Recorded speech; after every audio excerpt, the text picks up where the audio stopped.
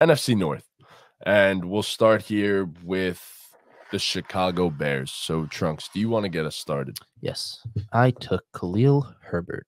His ADP is 109, and he's getting drafted as the... If it wants to load. He's getting drafted as the 37th running back off the board in a run-first offense that he is going to be the number one running back. I think it's very obvious that he's someone that you guys should be drafting. He's getting drafted in between guys like Samaje Perine and Zach Charbonnet. Again, as a running back one on his team, he's going to get the bulk of the carries. I think he's someone that has upside, not to be a running back one or anything, but he's could be like a good flex for you, I think, or a running back two possibly. So I was going to say, you don't think Deontay Foreman eats a little bit into that? Because I know he's been getting some first. They've split first team reps, I believe, throughout the entirety of the offseason so far. So Roschon Johnson's cool too, but forget about Travis Homer. You can't forget about Travis Homer. You can't do it. You just can never forget about Travis Homer. It feels like he always sticks around.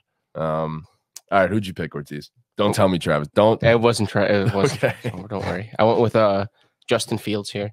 I just feel like when you look at his ADP compared to the quarterbacks that me personally, I put him in the caliber with fantasy wise at least. He's going 45 when Lamar Jackson is going 35, 10 picks ahead of him. When Joe Burrow is going 11 picks ahead of him. I just think the ability to rush the ball and be as an efficient runner as Justin Fields is with a new revamped offense, it's just a better situation because they were dead last in almost every offensive category last year. And I think now with DJ Moore, a wide receiver one, and just all around a better team, he's going to have a lot better of a year. Chris, what about you? So I have 3 players for the Bears. I like the Bears ADPs. Even Khalil Herbert's a guy that I'm targeting, but I didn't pick him. But I'm trying to stack Justin Fields and DJ Moore in the 4th and 5th round. I'm trying to do that very often. Like I said, I'm drafting in my leagues at 6 or 7, and that's about where they go, the middle of the 4th and the middle of the 5th. So that's a stack I'm trying to get. And then if you take Fields and you're unable to get DJ Moore in the 5th round, someone else drafts him, Darnell Mooney at pick 133 in the draft, I think is a steal. I think that's an absolute steal. That's a guy who, shout out Bengal put me on to Darnell Mooney, but it's a guy who has the traits of a wide receiver one. He's long. He could win versus man coverage. He's very athletic. All that fun juggle. He hasn't really put it together, but now adding DJ Moore and taking the pressure off of him, I think he's gonna have a real huge season for the Bears. So. It's just the only thing that scares me about this offense is the volume of passing. That's what gives me pause about the offense in general. But my guy was DJ Moore anyways, and I've been literally the #1 fan of the DJ Moore fan club this offseason. I've been preaching about how DJ Moore is about to have a massive season. I actually had him as my wide receiver 10, I think, which is kind of crazy. But he's currently going as the wide receiver 22 with the 51.0 ADP, middle of the 5th round, as Chris said. And I'll just throw a couple stats at you real quick. Just his catchable pass percentage last season was just slightly over 64%. That means all the balls that were thrown his way, he had a chance on just 64% of them.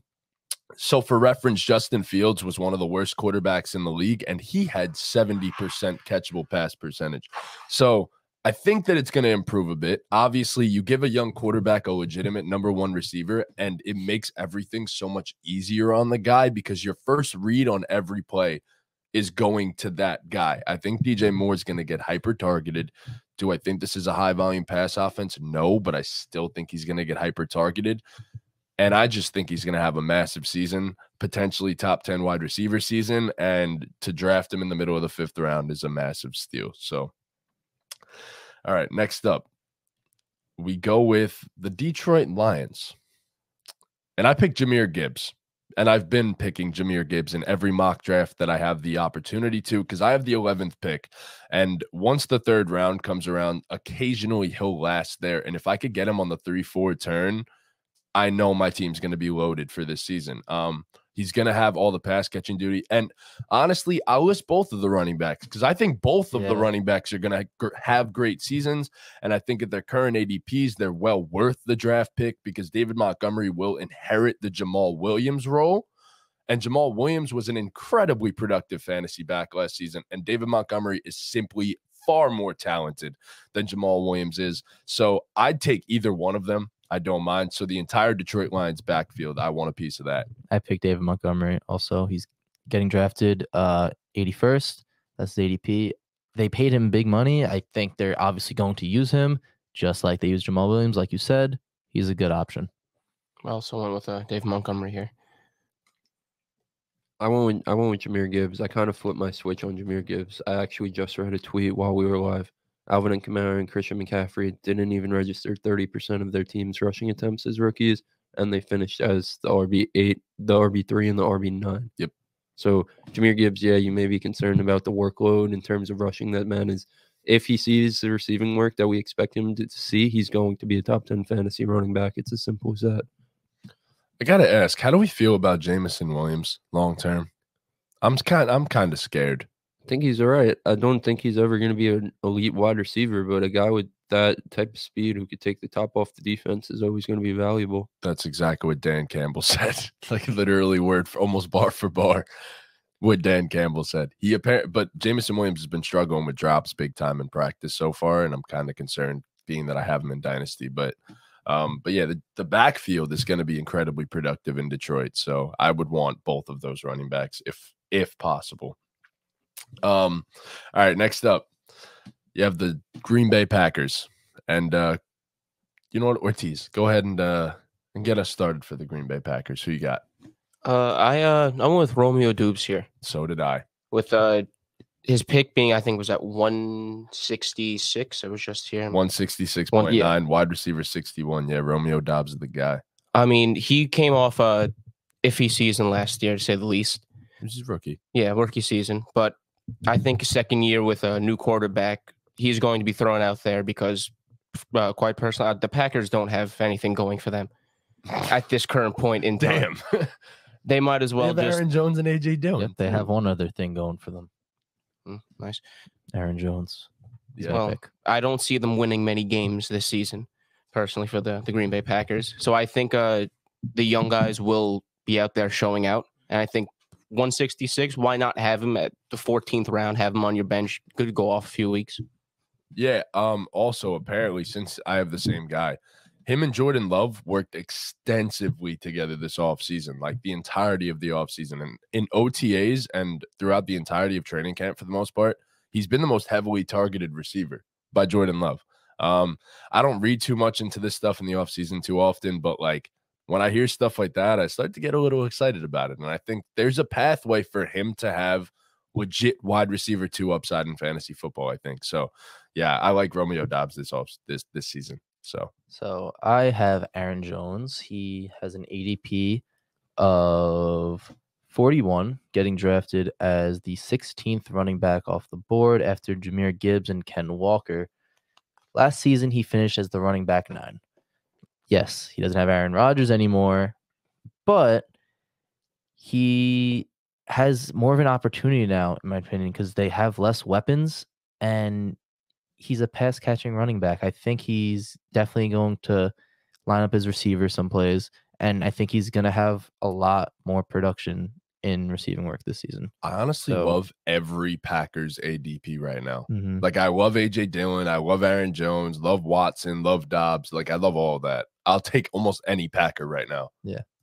Yeah, I have Aaron Jones, too, for every reason you said. And our boy Trevor Everett's in the chat. He says, no Dean, ? I'm going to head out. I know Sweezy says, my boys, holy shit, I missed you guys. Dang, where's Dean? Miss you, Sleazy.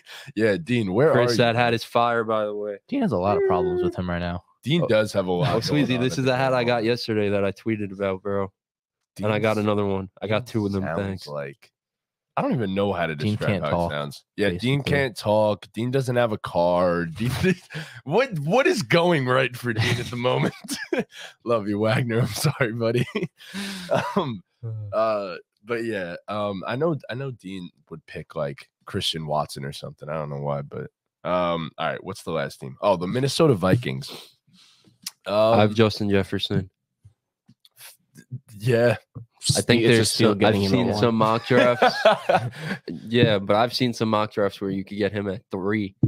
So like we also did a mock draft where McCaff fell to 7. So yeah, I did a mock draft where I mean anything is possible, as Kevin Garnett once said. Yeah, but true. If I had the first overall pick, I'd probably draft Jettas before anyone else. So I agreed. For me, I've been running the Alexander Madison hype train the whole offseason, so I didn't want to take Alexander Madison. God bless. Because I just felt like I'd keep doing that. I took KJ Osborne, oddly enough. He's currently wide receiver 68, and for the most part, he's like 100. I think his ADP is like close to 180, 170. Yo, Sweezy, who the hell is Calvin Cook, brother? But yeah, I picked KJ Osborne because him and Kirk Cousins seem to have a lot of chemistry down the stretch last season. As in the final 4 weeks of the season, did you know he had 3 top 12 weeks in the final 4? Oh, I did not know that. I did know that. KJ Osborne, he's on my dynasty team. KJ Osborne is like that. He's nice. And currently he's been running as the number 2 wide receiver in with the first team offense. Jordan Addison has not yet earned that role. Do I expect him to? Yes, but I do also expect that KJ Osborne is going to have some pretty big weeks. So, but yeah. So obviously, Jettas, he's the guy you're drafting everywhere if you get the chance. Kirk Cousins is good fucking ADP too. My second guy is Kirk Cousins. Sorry. It's okay. ADP is 108. He's getting drafted as the 13th quarterback. Yeah. He finished last season as the 6th rated quarterback. That offense is kind of hard not to draft him higher. He throws a lot. He throws a lot. Or the second best passing offense in the league. Yes, I think based off where he's getting drafted, it's worth taking him as your quarterback. And it might want to wait on one. It might somehow be better this season. And with the help of with my guy, TJ Hockey Socks. I love hockey socks. Trunks is getting some my guys today. Like KJ Osborne, TJ Hawkinson right now. Aaron Jones, yeah. I mean, we know Hawkinson as he finished as tight end 2 in receptions, targets, and receiving yards last year behind the one and only Travis Kelce. Having a guy like TJ Hawkinson who will just go out there and is just a reception machine at the end of the day. Especially with Adam Thielen gone, it opens up the field more for him. He's going to be playing a lot harder. He's playing for a contract this season. I just think TJ Hawkinson at pick 43 I think he should be closer to Mark Andrews. He's going at 25. I might argue to take him over Mark Andrews because of health. It's hard with tight ends. Never take TJ Hawkinson over Mark Andrews. I'm taking Hawkinson 3rd in tight ends personally. No, I think it's an argument for him and Mark Andrews because of just how reliable TJ Hawkinson could be. I wouldn't take him 3rd.